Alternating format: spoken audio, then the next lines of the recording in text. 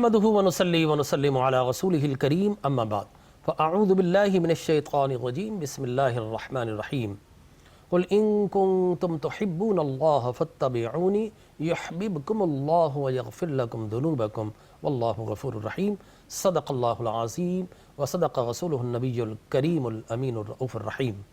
محترم مکرم معظم و محتشم ناظرین کرام، السلام علیکم ورحمۃ اللہ وبرکاتہ۔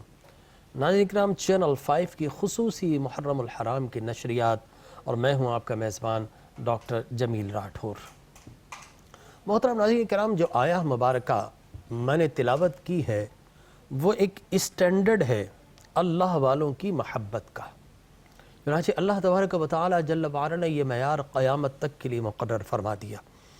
اب انسان اپنے پالنہار سے، اپنے رب سے، اپنے پروردگار سے، اپنے کردگار سے، اپنے خالق سے، اپنے مالک سے، اپنے قدیر سے، اپنے اول اور ابدیت اور قدرت اور ندرت والے وحید و توحید والے رب سے انسان چاہتا ہے محبت کرے، تو اللہ تبارک و تعالی نے اس کے لیے ایک فارمولہ ہمیں عطا فرما دیا ہے، ایک قیامت تک کا پاسچولیٹ ہمیں دے دیا ہے کہ لوگو تم رب سے محبت کرنا چاہتے ہو تو دلیل کے طور پر کیا لے کر آؤ؟ میں نے کہا رب کریم وہ بیان فرما دے۔ فَاتَّبِعُونِي، اگر تم مجھ سے محبت کرتے ہو تو لاؤ میرے محبوب کی پکی سچی اتباع تم کیسے کرتے ہو؟ اتباع کئی طریقے سے ہوتی ہے۔ جنت میں جانے کا ایک شوق وہ بھی حق ہے، جہنم سے بچنے کا اور جہنم کا خوف وہ بھی حق ہے، لیکن سب سے اچھی اتباع ہے کہ رسول کے عشق میں رسول کی اداؤں کو ادا کیا جائے، یہ سب سے پرائم اتباع ہے۔ تو اللہ تبارک و تعالی جل وعلا نے بتا دیا قل ان کنتم تحبون اللہ فاتبعونی، کہ لوگو اگر یہ تم چاہتے ہو کہ تمہارا دعوی محبت قبول کیا جائے اور مان لیا جائے کہ تم مجھ سے محبت کرتے ہو تو دلیل کے طور پر میرے محبوب کی محبت لے کر آؤ، اور بدلے میں کیا ملے گا؟ یحببکم اللہ، فاتبعونی یحببکم اللہ ویغفر لکم ذنوبکم، بدلے میں اللہ تبارک و تعالی جل وعلا تمہیں اپنا محبوب بنا لے گا۔ اللہ اکبر! ہم تو چلے تھے رب کو محبوب بنانے، یہ نبی کی اتباع نے کیا کمال دکھایا کہ رب نے ہمیں محبوب بنا لیا۔ اور صاحب بندہ خدا سے محبت نہ کرے تو کس سے محبت کرے؟ جو ساری نعمتیں دے رہا ہے، صحیح و سالم ہمیں پیدا کیا ہے، حسن و جمال عطا کیا ہے، اعضاء و جوارح عطا فرمائے ہیں، اس نے پوری فزیکل اسٹرکچر کے ساتھ پورا تعقل تفکر پورے صحیح طریقے سے انٹیکٹ کر کے پیدا کیا، آل اولاد عطا فرمائی، اس سے پہلے والدین کی محبت عطا فرمائی، پھر تعلیم عطا فرمائی، پھر رہنے کے لیے مکان دیا، پہننے کے لیے اچھا لباس دیا، اچھی غذا عطا فرمایا، اچھا ملک عطا فرمایا، سب کچھ عطا کیا، تو انسان رب سے محبت نہ کرے؟ یہ کس طرح ممکن ہے؟ رب سے محبت نہ کرے تو پھر کس سے کرے؟ لہٰذا رب سے محبت کرنا انسان کا الٹیمیٹ گول ہے، مقصد ہے، مطلوب ہے، مقصود ہے رب کریم کہ وہ رب سے محبت کرے۔ لیکن کمال یہ ہے کہ رب کسی سے محبت کرے، یہ کمال ہے۔ لہٰذا یہ کمال کب ملے گا؟ یہ اسٹینڈرڈ بتا دیا گیا کہ تم سے محبت کرتے ہو، لیکن جو کمال تک جانا چاہتے ہو کہ رب بھی تم سے محبت کرے، اور اب ہر کسی ایرے غیرے سے محبت نہیں کرتا، ہما شما سے محبت نہیں کرتا کہ اس سے محبت کرے اس سے محبت، مخلوق ہے اپنی جگہ پر، جو جس کو دینا ہے وہ اللہ دے رہا ہے سب کو، مسلم کو بھی، کافر کو بھی، نان مسلم کو، سب کو دے رہا ہے، لیکن وہ کیا دے رہا ہے؟ عمومی رحمت دے رہا ہے۔ سورج کی روشنی، چاند کی چاندنی، ہواؤں کی روانی، رزق کی فراوانی، آل اولاد، گھر بار، یہ وہ عمومی رحمتیں ہیں، عمومی اللہ کے انعام و اکرام ہے جو سب کو مل رہا ہے۔ خاص کیا ہے؟ اللہ کی محبت، اللہ کی الفت و چاہت، اللہ کی رضا، یہ کس کو ملے گی؟ تو اسٹینڈرڈ بتا دیا گیا کہ لوگوں جو کمال چاہتے ہو، دنیا تو سب مجھے چاہتی ہے، میں کسی کو چاہوں یہ کمال ہے، لیکن یہ چاہت اس وقت ملے گی جب تم رسول اکرم صلی اللہ علیہ وسلم کی ذات مبارک کو اپنی چاہت بنا لو گے، اپنی محبت بنا لو گے، تو معلوم ہے رسول اللہ کی محبت ایک اسٹینڈرڈ ہے۔ رسول کی محبت کے بغیر اللہ کی محبت کا دروازہ کھلتا ہی نہیں ہے۔ تو یہ اسٹینڈرڈ دے دیا۔ فارمولہ کس طرح بنا کہ دعویٰ اوپر کا تھا اللہ کی محبت کا، دلیل کے طور پر نیچے رسول کی محبت لے کر آؤ۔ کیوں؟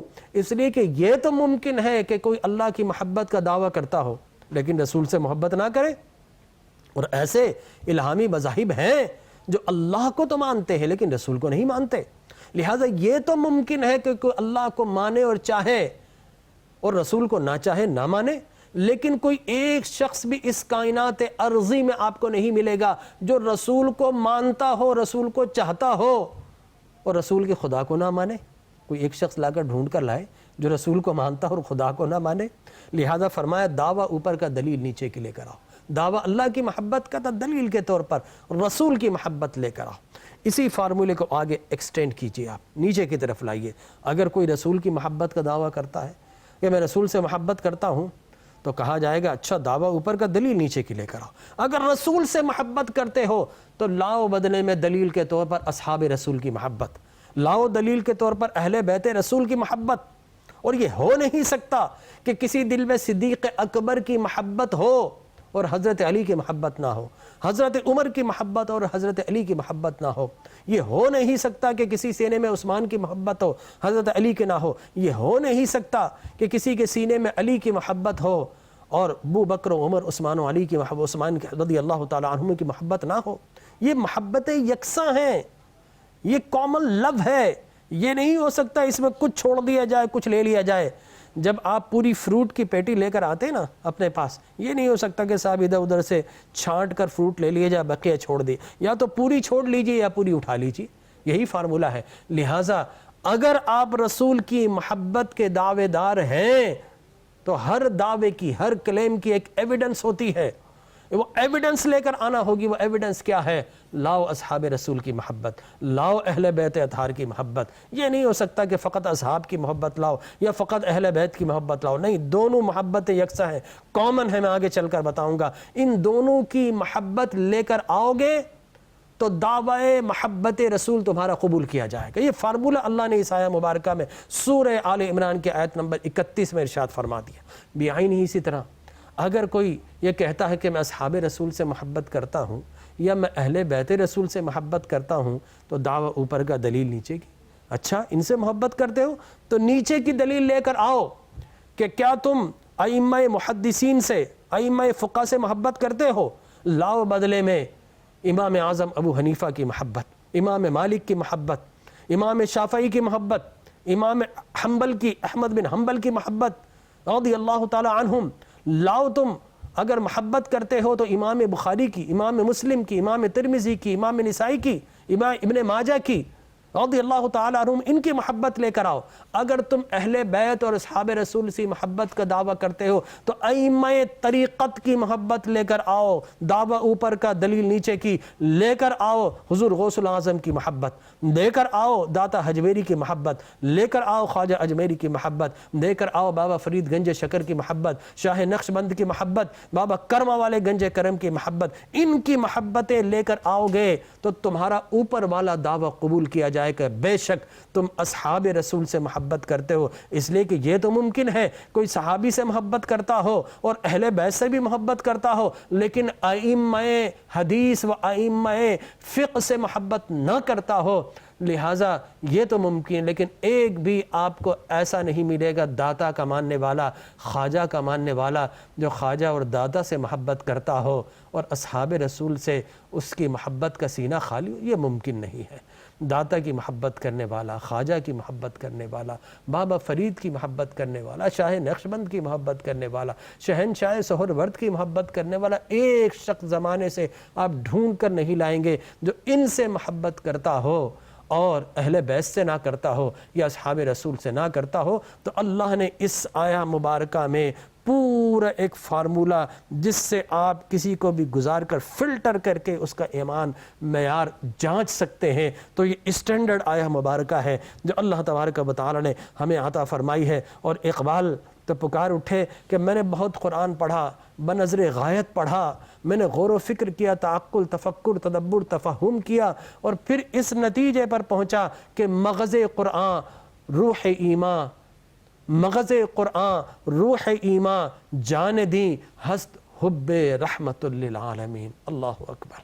کہ چاہے وہ قرآن کا پرائم ہو، قرآن کا مطلوب و مقصود ہو، قرآن سے ڈیریویٹی کوئی خلاصہ ہو، سمری آف قرآن ہو، چاہے وہ پریمبل آف قرآن ہو، میں اس نتیجے پر پہنچا کہ چاہے وہ ایمان کی روح ہو، چاہے وہ دین کی جان ہو، سب کچھ اگر کہیں ہے تو رحمت للعالمین کی محبت میں مضمر ہے۔ اللہ نے انہی کی محبت سے وہ یہ ساری کی ساری نہریں نکالی ہیں، وہ یہ سارے کے سارے دریا ہیں۔ اگر تم کسی طرف بھی جاؤ تو رحمت عالم کی محبت کے بغیر آگے نہیں بڑھ سکتے۔ اللہ اکبر۔ اب رسول کی محبت کے لیے جیسا میں نے عرض کیا، اصحاب رسول کی محبت لانا پڑے گی دلیل کے طور پر، اور اہل بیت اطہار کی محبت لانا پڑے گی دلیل کے طور پر۔ چنانچہ اللہ کے پیارے حبیب لبیب علیہ الصلاۃ والتسلیم نے فرما دی، اللہ اللہ فی اصحابی لا تتخذوہ من بعد غضا فمن احبہم فبحبی احبہم ومن ابغضہم فببغضی ابغضہم۔ لوگو میرے صحابی کو گالی نہ دینا، اگر تمہیں معیار دیکھنا ہو کہ میری محبت اس کے سینے میں ہے تو پھر وہ شخص صحابی کو برا نہیں کہے گا، اس لیے کہ یہ ہو نہیں سکتا کہ میری محبت ہو صحابی کو برا کہے، اور یہ بھی نہیں ہو سکتا کہ صحابی کی محبت ہو اور اس کی زبان میری محبت ہو صحابی کو برا کرے۔ یہ تو ممکن ہے صحابی کی محبت نہ ہو اور میری محبت ہو، اس کا مطلب یہ ہے کہ میری محبت بھی سرے سے نہیں ہے، کہ میری محبت ہوگی تبھی تو صحابی سے محبت کرے گا۔ لہٰذا رسول خدا صلی اللہ علیہ وسلم نے ڈکلیئر کر دیا، یہ ڈکلیریشن آف دا پروفٹ ہے کہ اگر تم مجھ سے محبت کرتے ہو تو کوئی ایسا ایک بھی میرا محبت کرنے والا عاشق نہیں ملے گا جو اصحاب رسول کی جانب انگلی اٹھاتا ہو۔ اس لیے کہ فمن ابغضہم فببغضی ابغضہم، صحابی سے بغض رکھنا اس کا مطلب ہے میرا بغض ہے، صحابی سے محبت کی اس کا مطلب ہے میری محبت میں محبت کی۔ یہ اسٹینڈرڈ رسول خدا صلی اللہ علیہ وسلم نے متعین فرما دیا، اور پھر فرمایا کہ تم صحابی کے مقام کو نہیں پا سکتے۔ اسی طریقے سے اہل بیت اطہار کے لیے قرآن مجید کی متعدد آیات بیان ہوئی۔ فرمایا قل لا اسألکم علیہ اجرا الا المودۃ فی القربى۔ اللہ کے پیارے رسول صلی اللہ علیہ وسلم نے فرمایا کہ لوگوں، اے نبی آپ فرما دیجئے ان لوگوں سے جو یہ سمجھتے ہیں کہ آپ کسی دنیاوی اجر کے لیے تبلیغ اور تعلیم اور میری توحید کے نغمے اور میری وحید کے ترانے پڑھاتے ہیں، انہیں سناتے ہیں، تو ان سے کہہ دیجئے کہ میرے ایک ہاتھ میں سورج ایک ہاتھ میں چاند رکھ دیں اور دنیا کی دولت میرے قدموں میں لا کر رکھ دیں اور دنیا کے سارے حسن و جمال کو اکٹھا کر کے میرے سامنے پیش کر دیا جائے، تب بھی میں پیغام توحید سے پیچھے ہٹنے والا نہیں ہوں۔ اے نبی کہہ دیے میں کوئی اجر نہیں مانگتا الا المودۃ فی القربى، لیکن میں اپنے اہل بیت کی مودت تم سے مانگتا ہوں۔ جی ہاں ناظرین کرام، ایک محبت ہوتی ہے اور ایک مودت ہوتی۔ محبت کا مطلب ہے محبت کرنا، کسی سے دل مل جانا، ٹھیک ہے نا، لیکن مودت یہ ہے کہ کسی کی محبت میں کٹ مر جانا اور پھر بھی آپ کے اعضاء سے، آرگنز آف دا باڈی سے اسی کی محبت کا ترانہ جاری ساری ہو، اسے محبت کہا جاتا ہے۔ مثال میں اس کی اس طرح دیا کرتا ہوں، مچھلی کو پانی سے محبت نہیں مودت ہے، اس لیے کہ مچھلی پانی سے باہر آئے گی مر جائے گی، اس کی نیسیسٹی ہے پانی، اس کے بغیر وہ زندہ نہیں رہ سکتی۔ جس طرح انسان کو غذا سے مودت ہے، نہیں لے گا تو مر جائے گا، تو مچھلی کو پانی سے محبت نہیں، اس سے بڑھ کر مودت ہے، اس کے بغیر نہیں رہ سکتی۔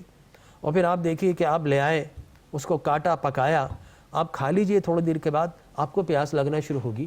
دیگر کھانا کھائیں گے اتنی پیاس نہیں لگے گی، اگر آپ نے چکن کھا لیا اتنی پیاس نہیں لگے گی، فش کھا لی تو آپ کو پیاس زیادہ لگے گی۔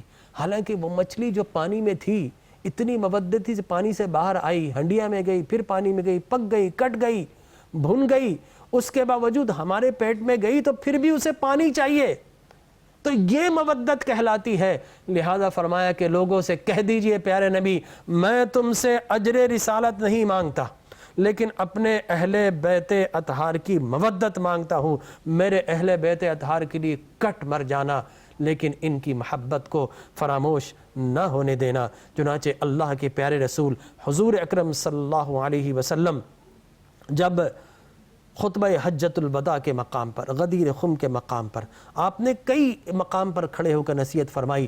آپ نے فرمایا کہ لوگوں، ان قریب اللہ کی جانب سے میرا بلاوا آ جائے گا اور فَأَجِیبُ، میں اسے قبول کر لوں گا، لیکن سگو لوگوں میں تمہیں تنہا چھوڑ کر نہیں جا رہا، میں تم میں دو بہترین چیزیں چھوڑ کے جا رہا ہوں۔ وَأَنَا تَارِكُمْ فِيكُمْ ثَقَلَيْنِ لَن تَضِلُّوا، تم کبھی گمراہ نہیں ہوگے ان تتبعوہما اگر اس کی اتباع کرو گے۔ بڑی خوبصورت حدیث مبارک ہے ناظرین کرام، یہ حدیث مبارک انشاءاللہ ہم پوری پڑھیں گے اور بیان کریں گے اہل بیت کی محبت اور ان کی باہمی رشتہ داریاں انشاءاللہ بیان کریں گے۔ ایک وقفے کے بعد انشاءاللہ پھر حاضر خدمت ہوتے ہیں۔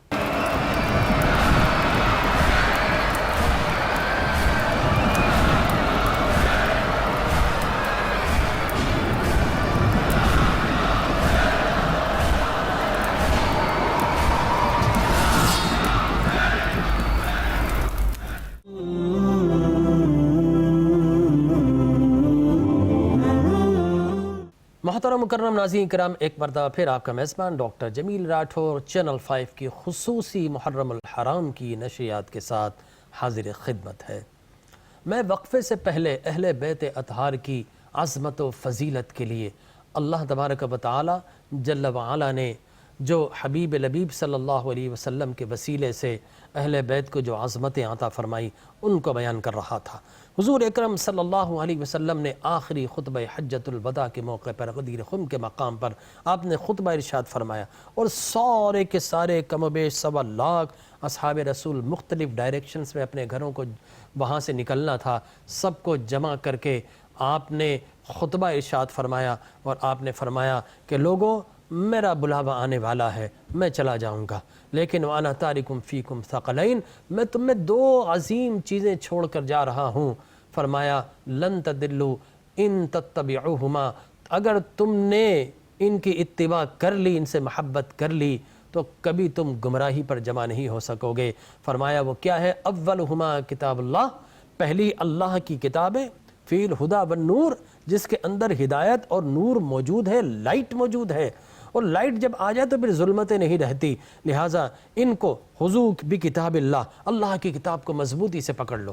اور پھر فرمایا ثم قال، پھر فرمایا کہ میرے اہل بیت اطہار و اہل بیتی، تم ان کی محبت سے جڑ جانا، ان سے محبت کرنا۔ اذکرکم اللہ اذکرکم اللہ اذکرکم اللہ فی اہل بیتی، میں اپنے اہل بیت کے متعلق تمہیں اللہ کا ڈر سناتا ہوں، کبھی ان سے بغض نہ رکھنا، ان سے نفرت نہ کرنا، ان کو تنگ نہ کرنا، ان کو کبھی نہ ستانا۔ یہ میرے بچے میرے اہل بیت اطہار ہیں، میں ان کو چھوڑے جا رہا ہوں، تمہیں اگر ہدایت کی ضرورت ہو تو ان کے پاس آنا، ان کی مودت اختیار کر لینا، ان کا دامن تھام لینا، تم ہدایت کے نور کو پا جاؤ گے۔ 3 مرتبہ آپ نے فرمایا۔ کیا اس سے بڑھ کر کسی کی شان ہو سکتی ہے کہ اہل بیت اطہار کو اتنی عظمتیں اللہ کے رسول نے عطا فرما دی؟ اور پھر صاحب آئے، ایک صحابی آئے اور پوچھا حضرت علی کرم اللہ وجہہ الکریم سے کہ یہ بتائیے فَاسْأَلُوا أَهْلَ الذِّكْرِ إِن كُنتُمْ لَا تَعْلَمُونَ، کہ جو قرآن میں کہا گیا ہے کہ اگر تمہیں کچھ پوچھنا ہو تو اہل ذکر سے پوچھ لو۔ اے علی، اہل ذکر سے کیا مراد ہے؟ فرمایا نحن اہل الذکر، ہم ہی تو اہل ذکر ہیں جن کا قرآن میں ذکر ہے۔ تو معلوم کچھ نہ آئے تو اہل ذکر کی محبت کے دامن کو تھام لو، اللہ سب کچھ عطا فرما دے گا، سارے سوالوں کے جواب مل جائیں گے۔ پھر قرآن میں نا وَلَا تَعْصِمُوا بِحَبْلِ اللَّهِ جَمِيعًا وَلَا تَفَرَّقُوا، اللہ کی رسی کو مضبوطی سے پکڑ لو۔ پوچھا گیا کہ اللہ کی رسی کیا ہے؟ تو امام جعفر صادق رضی اللہ تعالی عنہ وارضاہ نے فرمایا کہ نحن حبل اللہ، ہم ہی تو اللہ کی رسی ہیں، ہمیں تھام لو تو یقینی طور پر فرقہ واریت سے بچ جاؤ گے۔ کیا شان اللہ نے عطا فرمائی ہے اصحاب رسول کو اور اہل بیت اطہار کو، کیا ان کی عظمتیں ہیں۔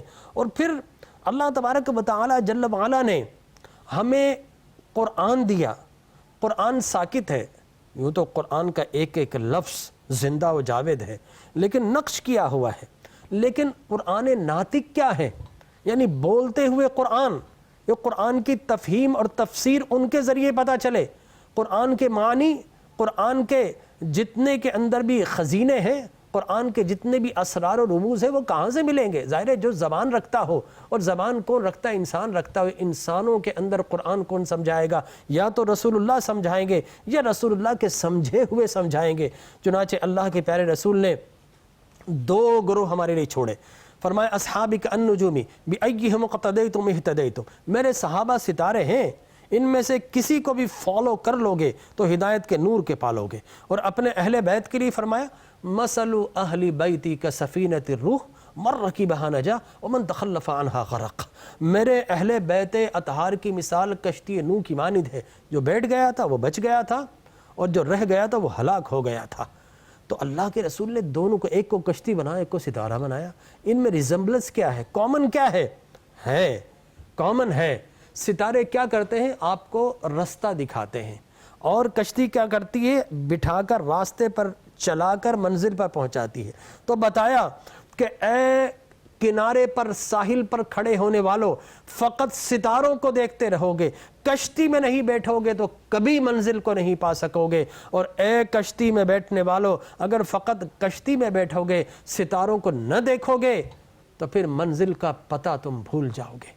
لہٰذا بیٹھو ادھر، دیکھو ادھر۔ اگر دامن ان کا ہونا چاہیے تو چہرہ میرے اصحاب کا ہونا چاہیے۔ تو اللہ کے پیارے رسول نے خوبصورت کمبینیشن ہمیں عطا فرما دیا۔ چنانچہ ان کی محبتیں اگر دیکھنی ہو تو رسول اللہ کی کچہری میں دیکھیں۔ حضرت صدیق اکبر رسول اللہ کے ساتھ بیٹھے ہوئے ہیں، حضرت علی کرم اللہ وجہہ الکریم سامنے سے آئے، جگہ نہیں تھی۔ حضرت ابو بکر نے دیکھا کہ جگہ نہیں ہے تو آپ تھوڑا سا سمٹ گئے، اور آپ نے فرمایا کہ اے ابو الحسن ادھر آ جائیے۔ حضور اکرم صلی اللہ علیہ وسلم نے منظر دیکھا، آپ مسکرائے، آپ نے فرمایا عزت والا ہی عزت والے کو عزت دیتا ہے۔ یعنی جو معزز ہو وہی دوسرے کی عزت اور قدر کو سمجھتا ہے۔ اللہ اکبر، بتا دیا کہ علی بھی عزت والے ہیں، ابو بکر بھی عزت والے ہیں۔ اسی طریقے سے حضرت ابو بکر صدیق رضی اللہ تعالیٰ عنہ حضرت علی کے چہرے کو دیکھتے تھے، مسکراتے تھے۔ ام المؤمنین عائشہ صدیقہ نے پوچھا کہ اے بابا جان، آپ علی کے چہرے کو دیکھ کر مسکراتے ہیں؟ فرمایا رسول خدا صلی اللہ علیہ وسلم نے فرمایا النظر الی وجہ علی کی عبادہ، کہ علی کے چہرے کو تکنا عبادت ہے۔ اسی طریقے سے حضرت علی کرم اللہ وجہ الکریم نے کو حضرت ابو بکر نے کہا کہ اے علی، میں نے سنا ہے سرکار نے فرمایا ہے کہ پل صراط سے جو بھی گزرے گا پروانہ تم دو گے، اسے سرٹیفکیٹ تم دو گے۔ اے علی، کتنا بڑا اعزاز ہے یہ۔ تو حضرت علی نے فرمایا آگے بھی سنیے، رسول خدا نے فرمایا ہے کہ علی سرٹیفکیٹ اسی کو دینا جس کی تصدیق ابو بکر کر لے۔ اللہ اکبر کبیرہ۔ یہ آپس کی باہم محبتیں ہیں جو میں سمجھتا ہوں آج ہمارے بچوں کو نہیں بتائی جاتی۔ یہ بہت ضروری ہے تاکہ پتہ چلے کہ ان میں کوئی انتشار، کوئی افتراق نہیں ہے۔ چھوٹی موٹی باتیں تو ہر گھر میں ہوتی ہیں، لیکن کیا ان چھوٹی چھوٹی باتوں کو بجائے نفرت بنا لیا جائے؟ نہیں جناب۔ اور ان میں تو کوئی سرے سے کوئی ایسی اختلافی امور ہوتے ہی نہیں تھے۔ ہاں، اگر کوئی ایسا اختلاف ہوتا جو کہ کسی حکومتی امور میں ہو یا کسی دنیاوی امور میں ہو تو وہ قرآن و حدیث سے استفادہ کرتے ہوئے اسے حل کر لیا کرتے تھے۔ باہمی ان کے اندر کوئی پرسنالٹی کلیش نہیں تھا، کسی کے اندر کوئی یہ نہیں تھا کہ جناب مجھے یہ مل جائے۔ آج تو ہم دوڑتے ہیں نا، رقابت ہے اور ایک کمپٹیشن ہے اور ایک طریقے سے ہم مسابقت کرتے ہیں، میں اس سے آگے نکل جاؤں، میں اس سے آگے نکل جاؤں۔ نہیں، ان کے اندر کوئی ایسا نہیں تھا، اس لیے کہ آگے کون ہے رسول اللہ بتا گئے تھے۔ یہ سارے کے سارے آگے ہیں، یہ سارے کے سارے اول ہیں۔ چنانچہ فرمایا حضرت ابو بکر، بخاری شریف کی حدیث ہے، کتاب المناقب 3712 حدیث نمبر، والذی نفسی بیدہ لقرابۃ رسول اللہ صلی اللہ علیہ وسلم احب الی ان اصلی من قرابتی۔ آپ نے فرمایا قسم ہے اس رب کی ذات جس کے قبضے میں ابو بکر کی جان ہے، مجھے رسول اللہ کے گھر والے اپنے گھر والوں سے بھی بڑھ کر محبوب ہے۔ اللہ اکبر، قربان جائیے۔ یہ حضرت ابو بکر فرما رہے ہیں۔ اور پھر حضرت صدیق اکبر رضی اللہ تعالیٰ عنہ فرمایا ارقبوا محمدً صلی اللہ علیہ وسلم فی اہل بیتی، کہ محمد صلی اللہ علیہ وسلم کے شبیہ اور صورت دیکھنا ہو تو ان کے گھر والوں حسن حسین کو دیکھ لیا کرو، وہ شبیہ مصطفیٰ ہے۔ اللہ اکبر۔ اور پھر آپ نے ایک دفعہ حضرت علی سے کہا وَبِأَبِي شَبَهُ النَّبِيِّ لَيْسَ شَبِيهَ بِعَلِي، اے علی یہ بچے تم میں نہیں ملتے، یہ تو میرے آقا محمد عربی صلی اللہ علیہ وسلم سے ملتے ہیں۔ حضرت علی یہ سن کر مسکرانے لگے۔ تو یہ ان صحابہ کرام رضوان اللہ تعالی علیہ مجمعین کی شان تھی، یہ ان کا مقام تھا، ایک دوسرے سے محبت کرتے تھے۔ حضرت عمر بن خطاب رضی اللہ تعالی عنہ و ارضہ کے سامنے فارس فتح ہوا اور شہزادیاں یزگرد کی 2 بیٹیاں آئیں تو آپ نے فرمایا، وہ راستے مسلمان ہو گئی تھی آپ حسن سلوک دیکھ کر، تو آپ نے فرمایا کہ یہ شہزادیاں ہیں، ان کو میں شہزادوں کے سامنے پیش کروں گا۔ تو حضرت علی سے فرمایا کہ یہ بادشاہ کی بیٹیاں ہیں، بادشاہ کے بچوں کے پاس جائیں گی۔ اور جب بادشاہ کہہ رہے تھے تو حضرت علی کی جانب دیکھ رہے تھے کہ علی تم بادشاہ ہو، تمہارے بیٹوں کے پاس جائے گی۔ چنانچہ حضرت علی کو دونوں شہزادیاں دی گئی، ایک سے آپ نے حضرت حسین کا نکاح کر دیا اور دوسری سے آپ نے محمد بن ابو بکر، جو حضرت ابو بکر کے بیٹے تھے اور جو حضرت علی کی کفالت میں تھے حضرت اسماء بنت عمیس کی وجہ سے، لہٰذا یہ دونوں شہزادیاں ان کے پاس آ گئیں۔ چنانچہ یہ عقد اور نکاح کیا گیا۔ ان سے اولاد کیا پیدا ہوتی ہے؟ ایک سے امام زین العابدین پیدا ہوتے ہیں، اور محمد بن ابی بکر کے عقد میں دیے گئے ان سے قاسم بن محمد بن ابو بکر پیدا ہوتے ہیں۔ تو گویا معلوم ہوا کہ حضرت ابو بکر، حضرت قاسم، اور جن سے آگے چل کر حضرت امام جعفر صادق پیدا ہوئے ہیں، دو حضرت ابو بکر کی گھر کی خواتین ہیں جو اہل بیت میں آئی۔ تو حضرت ابو بکر ایک طرف پڑ پوتی اور پڑ نواسی اور نواسی یہاں عقد میں نظر آتی ہے، اور دوسری طرف آپ کی پوتیاں یہاں پر نظر آتی ہیں، آپ کے پوتے نظر آتے ہیں۔ اس لیے امام جعفر صادق رضی اللہ تعالی عنہ نے کہا کہ لوگوں، مجھے 2 مرتبہ صدیق اکبر نے جنا ہے، اور میں کس طرح صدیق اکبر کو برا کہہ سکتا ہوں؟ وہ تو میرے جد ہیں، نہ میں عمر کو کہہ سکتا ہوں۔ ہاں، یہ میں کہتا ہوں کہ حضرت عمر کے مقابل اللہ نے افضلیت صدیق اکبر کو زیادہ عطا فرمائی ہے۔ یہ ائمہ اہل بیت میں حضرت علی کے بعد جو شریعت کو سب سے زیادہ جاننے والے ہیں، وہ یقینی طور پر امام جعفر صادق کا مقام نظر آتا ہے، اور یہی امام اعظم ابو حنیفہ اقرار کرتے ہوئے نظر آتے ہیں۔ اور حضرت علی کرم اللہ وجہہ الکریم اور ان کے گھر میں حضرت عمر کے پاس ایک دفعہ حضرت امام حسن ملنے آئے، دیکھا کہ دروازے پر ابن عمر جو ان کے بیٹے حضرت عمر کے، وہ کھڑے ہوئے ہیں۔ کہا کہ اندر کیا ہے؟ کہا اندر میٹنگ چل رہی ہے۔ تو آپ واپس پلٹ گئے۔ حضرت عمر کو جب پتہ چلا کہ حضرت امام حسن آئے تھے تو آپ فوراً کہ اچھا اندر نہیں آنے دیا، آپ فوراً گئے ان کے گھر میں اور بیٹھ گئے اور کہا کہ اے حسن، تم گھر پر کیوں نہیں آئے شہزادے؟ میں اندر آ جاتے دروازہ کھول کر۔ کہا کہ جب آپ کے بیٹے باہر کھڑے ہو کر انتظار کر رہے تھے تو مجھے لگا اندر میٹنگ ہے، جب بیٹے نہیں جا سکتے تو میں نے سوچا میں بھی کیوں جاؤں، میں واپس پلٹ آیا۔ فرمایا آپ بیٹھ گئے۔ آپ نے فرمایا کہ قسم ہے اے حسن، آپ زمین پر بیٹھ گئے، اور آپ نے فرمایا کہ میرے باپ نے چند اونٹ مجھے دیے تھے، وہ مجھے قابو نہیں ہوتے تھے، بیٹا پگڑی اتار دی۔ فرمایا یہ سر پر جو بال ہے نا، سر پر بال، یہ تمہارے جد کی وجہ سے ہے، تمہارے نانا کی وجہ سے ہیں۔ اگر تمہیں کوئی روکنے والا ہوتا تو اس دنیا میں کوئی نہیں روک سکتا، تمہیں فوراً میرے پاس آنا چاہیے تھا۔ تو یہ وہ شان ہے، یہ جو محبتیں ہیں جو اہل بیت اطہار ان میں باہم موجود تھیں۔ اسی طریقے سے مال غنیمت آیا، حضرت عمر رضی اللہ تعالی عنہ نے سب کو جو زیادہ پرہیزگار تھا 500 درہم دیے، اور امام حسن اور حسین کو 1000 درہم دیے۔ حضرت ابن عمر نے کہا کہ بابا یہ کیا ہے؟ ہم نے تو رسول اللہ کے ساتھ جہاد بھی کیا اور ہم نے نہ جانے کتنے غزوات لڑے، اب مال غنیمت آئے ان کو 1000 دینار۔ تو آپ نے فرمایا چپ ہو جا، تجھے نہیں بتائی کہ وجہ کیا ہے۔ آپ نے فرمایا فَآتَانِي بِأَبٍ كَأَبِيهِمَا، یہ بتا تمہارا باپ ان کے باپ جیسا ہے، وَأُمِّي كَأُمِّهِمَا، ان کی ماں تمہاری ماں جیسی ہے، وَجَدٍ كَجَدِّهِمَا، ان کا دادا یا نانا تمہارے نانا جیسا ہے، وَعَمِّي فَعَمِّهِمَا، ان کا چچا تمہارے چچا جیسا ہے، وَخَالِي فَخَالَتِهِمَا، وَخَالَتِي كَخَالَتِهِمَا، ان کے خالو تمہارے خالو جیسے، ان کی خالائیں تمہارے خالو جیسے ہیں۔ اللہ اکبر۔ حضور کے امام حسن کے جد کون تھے؟ امام حسین کے جد رسول اللہ۔ ان کی نانی کون تھی؟ سیدہ خدیجہ الکبریٰ۔ ان کی ماں کون ہے؟ فاطمہ الزہرا۔ ان کے والد کون ہے؟ حضرت علی کرم اللہ وجہہ الکریم۔ اور ان کے چچا کون ہے؟ جعفر بن طیار۔ اور ان کی خالائیں کون ہیں؟